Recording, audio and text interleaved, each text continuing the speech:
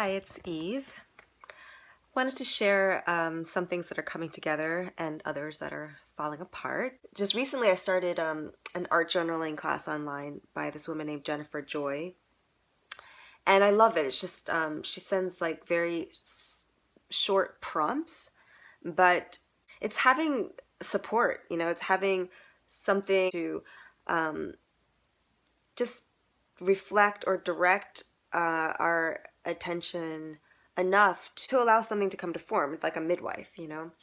Um, so in this art journaling class, we're making um, art, but it's also about making your own fairy tale, which of course is right up my alley. What's coming up is this whole thing about speaking the language of flowers, which I still don't really know what it means, but it was in my collage from a few weeks ago. And trees have been very prominent for me for a couple years now. Their symbolism in terms of rooting deep into the earth and also being able to provide something, be able to provide so much while standing still, while being still, and being able to be a home. And there's a flowering tree that's prominent in my Golden Queen story. And so I was just thinking about, what all these things meant to me. And then I was sitting and having lunch, and I was noticing a bee on a flowering bush, and it caught my eye because I was thinking so much about flowers, and I was looking at the bee thinking, I actually don't know that much about the birds and the bees, like the actual process. I remember learning about it a while ago, but, and I've been interested in botany before, like I'm interested in many things and just read, little here and there. So I thought it would be nice to know more about that. And then I remembered that in my car was a book called The Reason for Flowers. And I had picked it up kind of offhandedly at the library. Got it from my car, and I was looking at this flowering bush, and the page that I turned to was actually held by, I found a page of those forever stamps, and they were in the shape of hearts.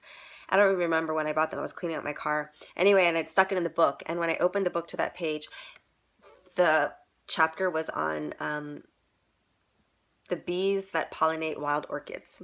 So that felt really perfect, and I read a little bit about it. And what I found really interesting was he talked about how Darwin, he saw the emergence of flowers as an anomaly that was disturbing, because apparently they proliferated very quickly, and it wasn't in alignment with his theory of evolution, which states that mutations happen over time, slowly.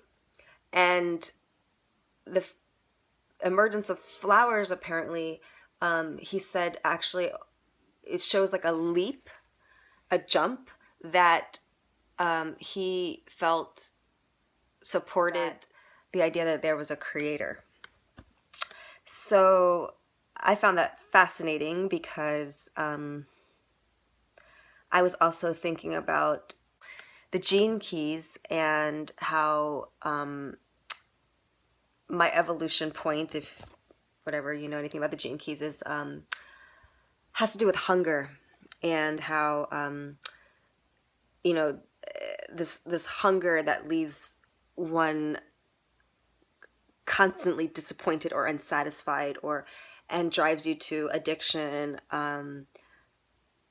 where you destroy yourself because you don't allow yourself to grow, because you're seeking outside all the time, or you destroy the things outside of you. You criticize or blame circumstances or people because you're still left hungry and not fulfilled. And this is a pattern I'm very aware of in my life, but this is something that I feel like humanity is facing right now, right? Especially in the West, just that's the whole idea of a consumer culture, where we are hungering for things that are outside of us, and the hunger itself is not meant to be satisfied by a world, so that the world can progresses, but we don't actually experience evolution, because the only way to satisfy the hunger is to go deeper into the hunger, to the source of the hunger, the source of the longing, rather than the object on the outside. So in the Gene Keys, they talk about this hunger as actually the one area that we can affect our destiny, in the sense that if we go into the hunger, it's like a wormhole, and it can propel us to evolve in ways that otherwise would take more time and experience. And the way through is through the heart. So the way through the hunger is to be in the heart, and when we experience oneness through unconditional love, through acts of unconditional love, it helps us evolve. And in the story that I had started with this, it was started with like a woman in winter. Because again, I'm working with the story, and I'm working on, what's my greatest challenge right now, which is still this money piece, or so I think. And so I was thinking, what would be a symbol for money? And so I was thinking like leaves, like, and what it feels like in winter. Like there's just nowhere in sight, and yet it's there, it's imminent. It's just about patience. So anyway, this woman is in a land of winter, and then she steps across this threshold, and she sees this, and it's like a land of spring and summer, and she sees this tree, and she eats of the fruit. And I saw it as a fig tree. And I think the tree of evil, of good and evil, I picture that as a fig tree as well. And I also read somewhere that the sycamore fig was Hathor's tree. Hathor is one of the goddesses in my temple. And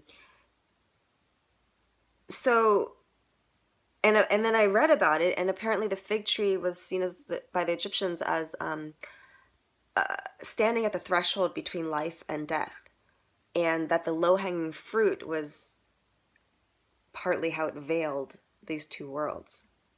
And I loved this idea of this fruit being what is not even a barrier, but a veil, right? It's like our temptations, and that in my story, before I read that in my story I had, talked about this fig tree being, on this other side of these two worlds. So that was neat. And then I read that in Hebrew, the name of that, the union of the female and male aspects of that tree is called Tina, which is the name of my cousin, who is going to be in my show.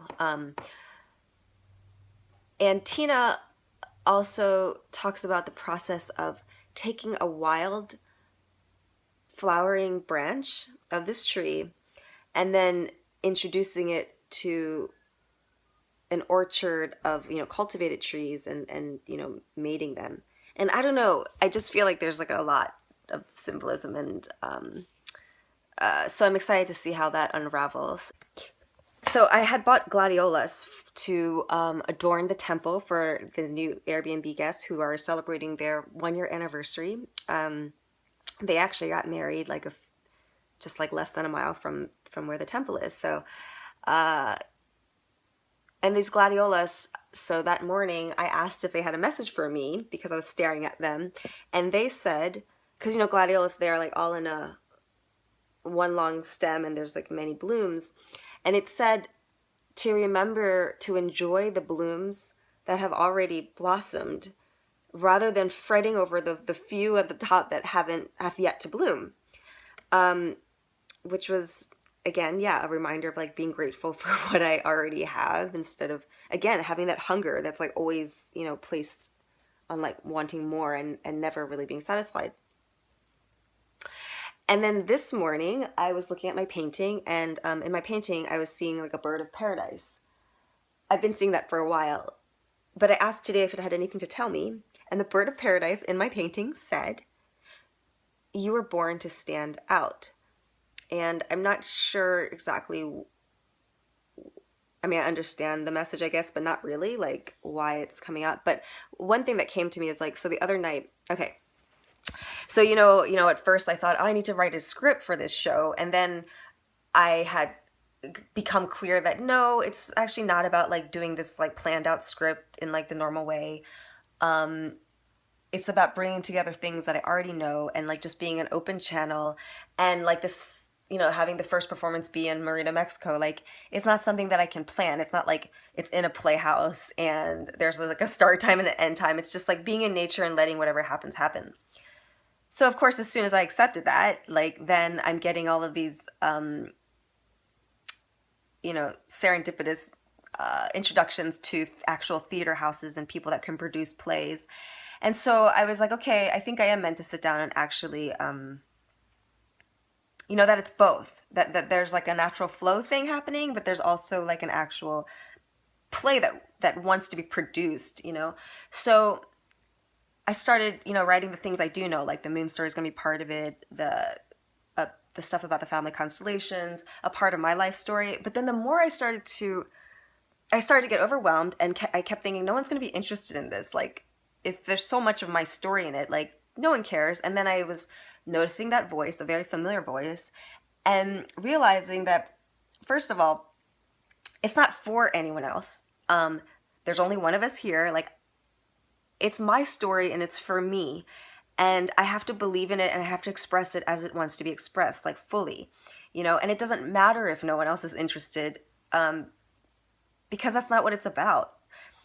And the stories that are actually really interesting are when people go deep into their own story. Like, I've been reading Wild. I finished it, but it's like, it's one person's story about one part of her life. And I'm interested because it's compelling. And of course, universal themes come out of every single person's life. But then I started to get overwhelmed. And so the other night, I just started to see a pattern where I was seeing like the rhythm of this performance and how my life story would go into it. And I realized it really is like my life story. Like, it's going to start with the moon story and how I thought it was really about this collective phenomenon, of the divine masculine and feminine coming together, but that how it was really my personal story. And then I realized it was actually Tina's story. And then, how that made me look at my parents' story, and it really is this journey. And so I have an outline. There's like 10 different kind of like, there's 2 acts so far. I feel like this third story is probably going to be in it though, so I think there might be 3 acts, which I like better.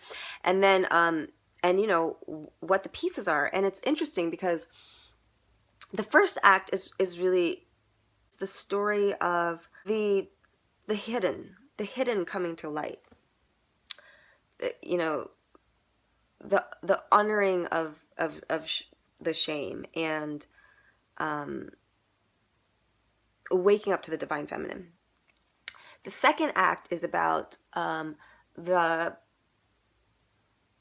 union of the divine feminine and masculine, how they work together, and the challenge of bringing together spirituality and sex and relationships, and awakening and money. Like,